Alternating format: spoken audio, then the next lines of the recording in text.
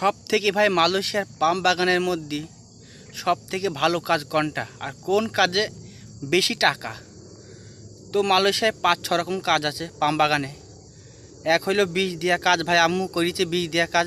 1 বছর 1500 টাকা 1200 টাকা আসতো বীজ দেওয়া কাজে। সার দেওয়া কাজও ওই সেম, তারপর গাছ লাগানোর কাজও সেম, পাম গাছ। এখন দেখি সব থেকে বেশি বেতন ছোটো গাছে যারা পাম ফল কাটে তাদের সব থেকে বেশি ইনকাম মালয়েশিয়ার পাম বাগানের কাজে। আর যারা বড় গাছে কাজ করে তারা ভাই খুবই কষ্ট করে কাজ করে। 3টে চাবি লাগে বড় গাছে, পাইপ 3 পাইপ লাগে।